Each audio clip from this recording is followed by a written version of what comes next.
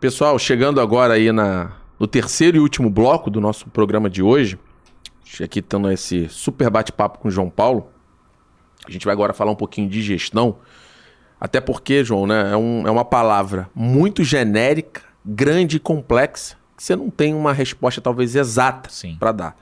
Mas vamos começar o seguinte, e eu tenho visto isso, né, que a gente navega por tempos que as empresas vivem. Então, por exemplo, se a gente tivesse gravando esse programa há 20 anos atrás, que não existia nem essa concepção de estúdio, podcast, audiocast, videocast, como, né, tem hoje, a gente teria, assim, muita dificuldade na ocasião de, por exemplo, um sócio que não é de tecnologia, lidar com tecnologia. Sim. Então, hoje em dia, cara, as nossas filhas, né, nós temos 2 filhas pequenas, todas elas já mexem com tecnologia, com uma coisa super natural. Já nasceu mexendo. E eu posso dizer que nos últimos anos o próprio marketing digital também virou uma área de conhecimento vital, principalmente para quem tem pequeno negócio. Tá? Então isso vai te exigir um kit, né, com vários conhecimentos e competências que você vai precisar, como você deu exemplo no bloco passado, de saber entender, mesmo que você não goste de número financeiro. Então hoje a gente teria, vamos lá, vamos dar um boot numa estratégia de uma empresa nova. Então você teria que entender de estratégia / negócio, marketing, jurídico, porque você vai ter que ter a legalidade do negócio. Sim. A parte financeira, que aí entra a parte contábil também. Tecnologia, pensar o que é entender o que é inovação, entender de como usar a estratégia com isso tudo integrado. Então assim, João, quando a gente entra nesse calhamaço de conjunto de conhecimento que é para deixar uma pessoa doida, literalmente, que eu brinco, né? Como é que você vê aí essa necessidade aí? Como você, como empresário, as dores que você sentiu, como é que você vê isso hoje? O ideal é que, naturalmente... Eu gosto muito da ideia de ter sócio, cara. Eu acho muito legal você poder ter um senso de complementaridade dentro do seu negócio, tá? Dificilmente você vai ser muito bom em tudo, né? E eu acho que o sócio ele vai te somar. Sim. Um sócio que some. Talvez encontrar um sócio com quem você tem uma boa relação, não só em âmbito pessoal como profissional, seja mais difícil do que encontrar a pessoa com quem você vai casar. Entendi. Não é? É verdade. Mas, a partir do momento que você encontra, você acabou de falar aí, você citou áreas completamente diversas, né? O empreendedor ele tem que ter minimamente eu gosto muito de uma frase que diz que é um oceano de conhecimento com um palmo de profundidade, né? Você não precisa se aprofundar em nada, você não precisa ser contador, formado em contabilidade, você não precisa ser advogado, né? Só que você tem que ter uma noção básica, né? Até da forma como você vai conduzir as questões da regra do jogo, naturalmente com o passar do tempo, contando com suporte de profissionais que tenham bom nível para fazê-lo, né?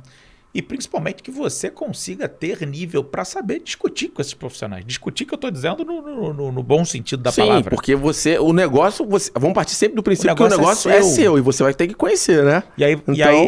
Eu sempre digo que no momento que você abre um negócio, você passa a ser o último da fila. O que é isso? Quando você olha para trás, não tem ninguém atrás de você. Você é o último. O que isso quer dizer? Não tem em quem você colocar a culpa mais, meu amigo. A culpa é sua. A responsabilidade é sua. E aí você vai dizer para o cliente o que não? Você desculpa, mas meu contador cometeu um erro, meu advogado... O cliente quer saber disso, isso é problema seu. Quem escolheu o contador foi você. Quem escolheu o advogado foi você. Quem escolheu o marqueteiro foi você. Né? No bom sentido da palavra marqueteiro, é claro. Então, essa visão de generalista, ela é necessária. Né? Hoje, com o avançar do negócio... Você de manhã está falando de estratégia, no final da manhã você está falando com o advogado, no início da tarde você está falando com o contador, no final do dia você está falando tá numa reunião de marketing e você tem que estar a par de absolutamente tudo. Né? Então assim, eu gosto muito da ideia, para cuidar de tudo isso, você desenvolver um negócio de forma bem feita, ou você vai ter que ter pessoas ao seu lado, né, que tenham um nível de comprometimento muito bom, para você trazer para perto de você e te ajudar a como você disse aí, gerir esse calhamaço de informações e de demandas que vão aparecer. E o que eu gosto... E aí, gente, não tem receita de bolo, tá? Aí, sempre que a gente fala uma coisa, vai... mas tem o cara que não tinha sócio, tem o... Gente, pelo amor de Deus, cada realidade é uma realidade. Tô falando de mim, né? Eu gosto dessa divisão de responsabilidades, tá? Principalmente se for complementar. Muita gente fala assim, o Márcio é completamente diferente de você. Que bom, né? Se ele fosse parecido comigo, eu não precisava dele do meu lado, nem ele precisaria de mim. Vocês formam uma engrenagem que se complementam, né? Sim, é completamente diferente, né? Se ele tivesse as mesmas habilidades e aptidões que eu, talvez ele não fosse o sócio ideal para mim, né? E nem eu para ele. A gente podia ser amigo, né? Mas, eu vou trazer um baita de um vendedor se eu sou um. Eu vou trazer um baita de um financeiro se eu sou um. Então, esse senso de complementaridade para lidar com essas questões no dia a dia é muito importante para mim. E a questão de gerar um ambiente de comprometimento, cara. Eu vejo hoje... Ontem eu estava conversando sobre isso, assim. Eu acho que o mundo vive uma crise de comprometimento, como um todo. Sem dúvida. A gente falou um pouco disso no primeiro bloco, que eu dei o exemplo do executivo. Sim. E assumir responsabilidade, que isso é comprometimento. Tem uma historinha velha, antiga, mas que eu sempre acho que vale a pena contar para quem não conhece. Muita gente já deve conhecer, que é o porco e a galinha abrindo um restaurante, né? E eles foram decidir o que eles iam servir, e aí a galinha propôs, vamos servir ovos com bacon? Aí o porco falou, não é justo comigo, né? Você está envolvida no processo, né, com os ovos, eu estou comprometido. E aí a gente também tem que entender que existe aí um abismo entre estar comprometido, estar envolvido e estar nem aí pro negócio, né? Às vezes a pessoa está envolvida só. E muitas vezes essa pessoa que está só envolvida, a galinha no caso, ela vai ser útil para o negócio, tá? Você só não vai poder contar com um cara que está só envolvido para cuidar de alguma coisa que seja extremamente estratégica dentro da empresa. Perfeito. Estratégico tem que estar comprometido. O cara tem que ser o tem que ser o porco da história, tem que deixar o bacon, senão não adianta, né? E aí encontrar pessoas, seja sócio, seja um colaborador, seja um associado. Hoje em dia há opções, né, para você manter essa relação. Eu gosto muito da questão do compartilhamento de resultado. Gosto muito disso. Isso é um ponto bom, que eu acho que a gente conecta isso dentro da gestão com reconhecimento, sim, né? E comprometimento de certa forma. Comprometimento. Né? E lembrar que reconhecimento não só é dinheiro. Sem dúvida, sem dúvida. Às vezes você fazer uma reunião de time e fazer um elogio, um reconhecimento formal, para muita gente isso vale mais do que você botar ali X reais na conta da pessoa. Vai depender muito do perfil. E vai motivar muito ela para os meses sequentes, né? Desculpa. Tem gente no time que, se você chamar numa reunião na frente de todo mundo e premiar pela semana boa que a pessoa teve com uma caneta, não é pela caneta, mas é pelo reconhecimento público. Você não sabe a história dessa pessoa. Você não sabe o que essa pessoa passou na infância. Você não sabe se essa pessoa eventualmente tem uma lacuna na formação dela porque ela nunca foi reconhecida por ninguém, para nada. E aí você faz isso. Isso muitas vezes vai deixar a pessoa muito mais feliz e muito mais comprometida com o seu negócio do que pegar e fazer um Pix de X reais pela participação brilhante naquela semana. Por isso é que eu digo, aí não adianta querer ser líder à distância. Funciona perfeitamente por WhatsApp. Cara, funciona muito bem por Zoom. Até a página 2, né? Até a página 2. Hoje você ter, assim, já tem estudos que comprovam que você ter ali o face-to-face, né? Já tem um desempenho melhor do que o uso de tecnologia. A tecnologia, ela funciona. E vai nos momentos que você precisar usar, deixar claro pro pessoal que sim, não é dispensável. Pelo amor de Deus. Mas, né? E eu vou mais longe. Eu tô falando do meu negócio. Talvez em outros negócios funcione muito bem. Perfeito. Só que eu posso falar do meu. Eu não posso falar dos outros. Sem dúvida, tá? João. Tô falando do meu, tá? Então, eu acho muito isso. Agora, voltando à pergunta, né, original, realmente, assim, é ter em mente que você vai ter... Cara, a tomada de decisão da virada de chave de vou ser empresário... Nossa, eu quando passei por isso, cara, eu lembro. Isso tem que ser muito bem pensado. Você tem que envolver sua família, se você... Então, meu caso mesmo, eu conversei com a minha esposa, que você conhece, né? Eu conversei, olha, Renata, esse é o caminho aqui, então sentou e deu certo. Né? Mas é o que você falou. Você tem que estar ciente da responsabilidade que você está criando. Porque se a gente tivesse hoje os empresários sendo cientes e sendo responsáveis com o papel que eles têm para a sociedade, a gente não teria metade dos problemas que a gente tem hoje. Teriam outros. Sim. Mas os problemas que a gente vem aí de problemas que o mercado sofre, as pessoas sofrem. Não tem a menor dúvida. É uma virada de chave. E eu vejo que muita gente não faz isso. Muita gente não alinha. Mas é o que você falou, mistura. Você tem um CNPJ, mas como se você estivesse ali tendo um emprego. João, gostando ou não, criou um CNPJzinho, foi lá no portal do empreendedor, gerou seu primeiro CNPJ. Quando você vê o número, ali você já está herdando tudo isso que a gente está conversando. Você gostando ou não. Eu sou um cara que acredito piamente no poder do movimento empreendedor. Eu acho que o movimento empreendedor, dificilmente alguma coisa vai ser a solução para os problemas do mundo, mas eu acho que o movimento empreendedor tem muito a contribuir com o Brasil como nação, tem muito a contribuir... Sem dúvida. Para o mundo, né? Por todo, né? Hoje em dia, você falando, por exemplo, de práticas de sustentabilidade, que é muito falado, a gente estava falando sobre isso, isso aí tem uma contribuição para o planeta incrível, cara. Sem dúvida. É um exemplo que hoje é um tema que é muito, né, batido no mercado. Não tem a menor dúvida. Felizmente. E eu acredito muito nisso. Agora, uma vez eu ouvi, não sei se a frase é dele, mas eu ouvi dele, do Max Geringer, numa palestra que eu fui dele, ele falou o seguinte, cara, se você tem 99,9% de certeza que você quer ser empresário, seja funcionário. Pra sentir, né? Inverter o papel, conhecer o papel. O empresário tem que ter 100% de certeza. E eu vou pegar. Esse exemplo é legal. Vamos lá. Então, ter 100% de certeza de ser funcionário para ele se colocar no lugar. Sim. Do papel, né? Do que quem estiver trabalhando naquela organização vai ter.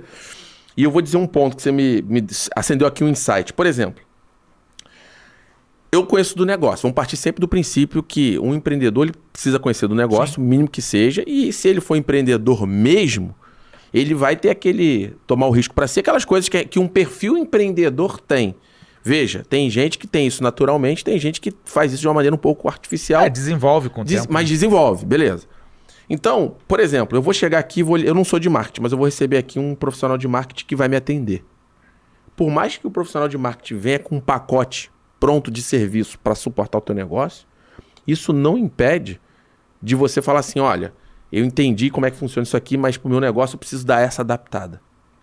Porque, principalmente quando a gente fala dessas áreas de conhecimento que a gente abriu esse bloco, quem vai te servir, do sentido de oferecer esse tipo de serviço, esse conhecimento, não vai ter um pacote pronto para você.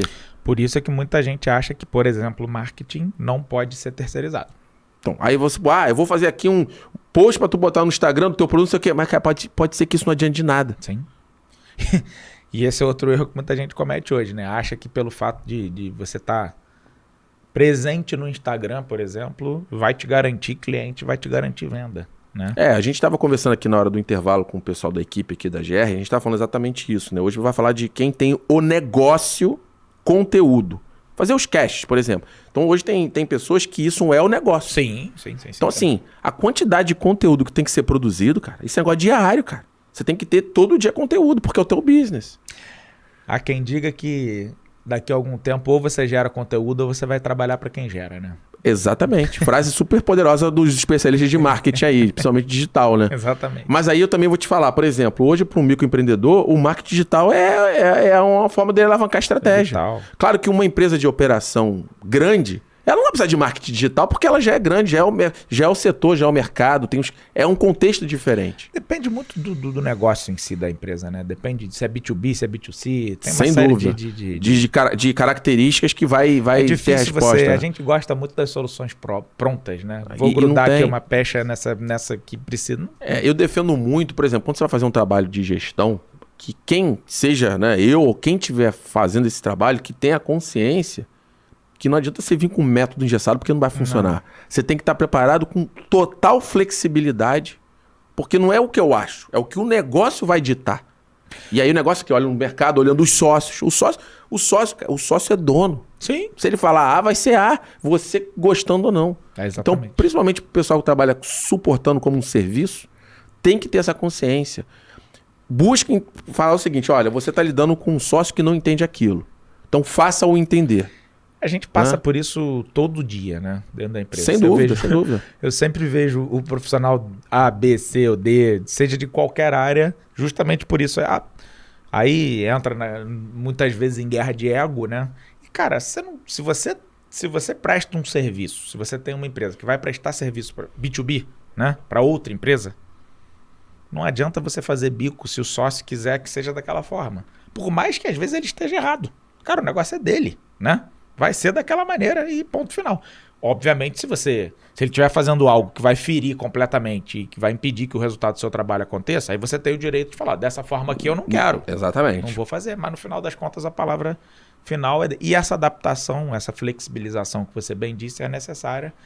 Até porque, como disse Mike Tyson, todo mundo tem um plano até levar um soco na cara, né? Não, sim, aí tem uma questão, essa frase sua é legal, João, porque é o seguinte, né? Eu acho que a nossa cultura, eu ouso dizer que é cultura brasileira de ser, né? As pessoas que têm a oportunidade, o privilégio, né? Que não são todos, de fazer um curso superior, uma pós-graduação, ainda assim, eles saem dessas formações com a mentalidade muito engessada para ser flexível. É engessado mesmo. Sim. E quando você entra na realidade do que é ser empreendedor, cara, a primeira coisa que tu tem que saber é ser flexível. Sim. Então isso também, além de todos esses desafios que a gente está falando, a gente já tem esse choque de realidade de gente que consegue ter ali uma formação, vai para o mercado, mas com a mentalidade engessada. E empreendedorismo com coisas engessadas não combinam. Não. Né? Ser flexível, adaptar. Acho que a adaptação ao contexto é uma das coisas mais importantes que a gente pode aqui quem sobrevive, deixar. Né? Sempre, desde o início. Quem sobrevive é o mais adaptável, né? Não é o mais forte. Exatamente. Então, pessoal, eu acho que eu costumo sempre dizer que, gente, você tem uma barraquinha de cachorro-quente, né? Você pode ter uma empresa de tecnologia, uma startup, vender satélite, o que você quiser. Essas características, elas se fazem necessárias para qualquer pessoa que tenha negócio. Eu queria fazer uma ressalva, João, só um complemento, para a gente poder ir para a parte final. Nesse bloco e fechar o programa de hoje, que a gente também pouco falou sobre negócios que não têm fins lucrativos. Sim. Então vamos deixar só uma mensagem pro pessoal. Você pode estar na administração pública, você pode ser gestor de uma organização não governamental. Entenda que tudo isso que a gente falou se aplica a você. Sim. Só que a única diferença é que no fim você não quer gerar dinheiro, lucratividade e riqueza. Mas você vai ter que pensar no comercial, porque se você é uma instituição, você tem algum produto ou serviço. Claro. Então você tem que fazer isso bem feito para reter ali a quem você está atendendo. Você tem algum problema para resolver, né? E vai ter que justificar para quem paga a conta. Sim. Também falar, não, vou continuar pagando a conta porque faz sentido. Claro. Porque ninguém vai conseguir montar um negócio sem ter financiamento por trás. Claro. Né? Então deixa, porque também o pessoal confunde um pouco. Isso é coisa de empresa privada. Não é. Não só. Deixar isso claro. Então, assim, João, para a gente poder fechar, se você tivesse uma mensagem hoje para os empreendedores agora a gente está no início de 2023, indo aí para um mundo pós-pandemia, a gente ainda está na pandemia, mas eu acredito que num curto prazo isso vai mudar esse status. Se Deus quiser. A gente está surfando e observando retomadas econômicas em vários setores, crises em outros setores ainda. Mas se você tivesse um recado assim para olhar para 23, né, e os ciclos à frente, o que você falaria? Estejam sempre prontos para apanhar muito, porque empreender é apanhar 80% do tempo e bater 20%. Então é normal apanhar. Apanhar, que eu estou querendo dizer, é passar por dificuldades, é passar por provações, é passar por desafios. Uhum. Vão ser diários. É normal você acordar, recebe uma mensagem, o cliente falou que vai fechar aquele negócio grande, você fica eufórico, daqui a pouco um fornecedor vai e faz pronto uma com você. Aí você...